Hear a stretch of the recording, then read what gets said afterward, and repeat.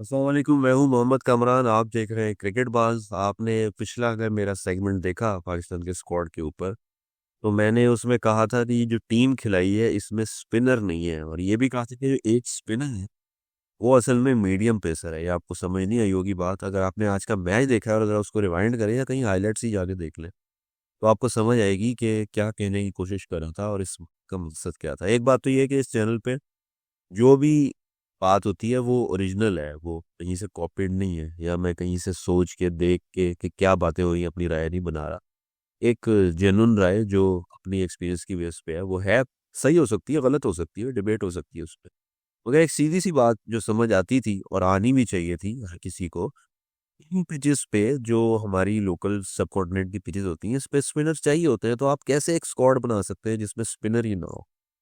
यानी अगर को स्पिनर मानना चाहें तो आपकी मर्जी है, चले एक मिस्ट्री स्पिनर्स का एंगल आ जाता है थोड़ा सा। बट अदरवाइज अगर आप समझ रहे थे कि आप खुशदिल शाह से और क्या नाम है इस लड़के का,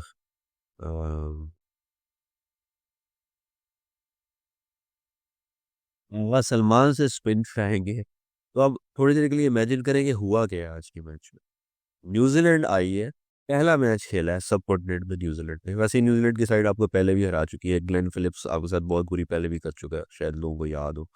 मगर समझने की बात इंपॉर्टेंट ये है, ये they batted better against spin. जिस तरह उन्होंने खेला बिल्कुल सीधे बल्ले से सामने आके, यानी वो उसका फॉलो थ्रू अगर आप देखें तो ये दो तीन बैट्समैन का मैंने मुसलसल नोट किया कि फॉलो थ्रू तक यूँ सीधा जा रहा था आगे, बैट यूँ नजर आ रहा था आगे जाते। उनकी कोशिश थी क्योंकि उन्हें पता था कि पिच पे हल्की सी डिविएट होती है बॉल तो मिस हो जाती है, जैसे उसकी हुई है रिजवान की। तो वो हल्का सा इन्होंने यूँ करने की कोशिश की है कि वो गेंद उससे मिस हो गई और पैड पे लगी, और एलबीडब्ल्यू दो रिव्यू वैसे उन्होंने ज़ाया किया माशाल्लाह, बड़े सीधे सीधे रिव्यू थे। खैर वो एक अलहदा बहस है। तो पॉइंट ये है कि उनको पता था इस पिच पे खेलना कैसे है। वेरी इंटरेस्टिंग, क्योंकि असूली तौर पे उनको उनको पजल हो जाना चाहिए था हमारी पिच पे आके, पिच हमारी है। और दूसरी बात यह है कि एक तो हमारे बैट्समैन को नहीं पता था कि किस तरह खेलना है, उनके बैट्समैन को पता था। दूसरे जो बाहर से टीम फॉरेन टीम आ रही है, उसके पास चार स्पिनर है। ये बड़ी इंटरेस्टिंग बात है। उन्होंने रविंद्रा से भी बॉल कराई, उन्होंने ग्लेन फिलिप्स से भी बॉल कराई, ब्रेसवेल से भी उन्होंने बॉल कराई, और उनका जो कप्तान है लेफ्ट हैंडर सेंटनर, उसने तो बॉल करानी ही करानी थी तो उसने कराई। अब अपना हिसाब लगा लें कि आप भी हालात ऐसे हैं कि वो जेन्युइन जो स्पिन करा रहा था लूप के साथ, वो नहीं आपसे खेली जा रही थी। और आप समहाउ जो आपने लेफ्ट हैंडर इस्तेमाल किया उसको आपने उसे ये बताया था कि तूने खींच खींच के बॉल करानी है अंदर, वो खींच खींच के करा रहा था, जडेजा बनने की कोशिश कर रहा था। सो ये बहुत दफा हुआ है, ये एक दफा नहीं हुआ, 50 दफा ये देखा है कि ये टोटली मिसरीड करते हैं गलत कंडीशंस को, टोटली कि कोई लॉजिक नहीं बनती है। ये ना वो किसी गलत माइंड से आते ही वो मैच से पहले ही हारे होते हैं एक्चुअली।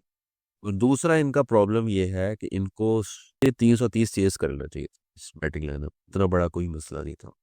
थोड़ा सा आपको हिम्मत और जिगरा चाहिए था, इनको कॉन्फिडेंस नहीं नजर आया आपने, ये शुरू से ही डरे हुए थे। क्योंकि पहली बात तो ये है कि फखर ने मैच आसान कर दिया था शुरू में ही, there was no need, Babar Azam को कुछ करने की जरूरत नहीं थी। अगर वो ये मेंटल ब्लॉक से निकल आता कि कुछ नहीं होता, तेज नहीं खेलना, मैंने रोक लूंगा मैं सारी बॉलें फिर भी फखर स्कोर कर लेगा, ये मेंटेलिटी चाहिए थी। मगर वो जबरदस्ती थोड़ा थोड़ा तेज होने की कोशिश करने के चक्कर में वो करना शॉट के लिए हमेशा ही खेलता। या तो आप फुल खेलते ना वो शॉट और कहते कि अब ये यहाँ पे गेंद है जो मैंने बाहर फेंक दी, ये जो बीच में स्टक हो जाते हैं ना दो चीजों के, ये बड़ा खतरनाक चीज है, जो कि हुआ कई बैट्समैन के साथ हुआ, फिर एक के साथ नहीं। तो इन दी एंड एक बड़ी इबरतनाक शिकस्त है, और मुझे पूरी उम्मीद है कि इस शिकस्त से नहीं सीखेंगे कुछ, क्योंकि मुझे नहीं समझ आई कि वो सीखेंगे भी तो क्या कर लेंगे। भाई स्पिनर चाहिए इस पिचेस के ऊपर। आपको नुमान आपके पास अवेलेबल था, साजिद अवेलेबल था। साजिद अगर आगा सलमान करा सकता है बॉल तो साजिद क्यों नहीं करा सकता, और अगर खुशदिल शाह करा सकता है नुमान क्यों नहीं करा सकता। फास्ट बॉलर आपका एक वैसे इंजर हो गया, अब उसकी जगह आप किसी को लाना पड़ेगा। आई डोंट नो क्या लेवल ऑफ इंजरी है। और दूसरे मुझे वो बड़ा डर लगा वो देख के जो रविंद्रा के साथ हुआ है। और हम एक अलहदा सवाल है उसका कि ये कोई रिपीटेबल चीज़ तो नहीं है, क्योंकि लाइट्स बहरहाल नहीं लगी हैं, स्टैंड नहीं बने, शायद पहला ही मैच हुआ है इस सब के बाद।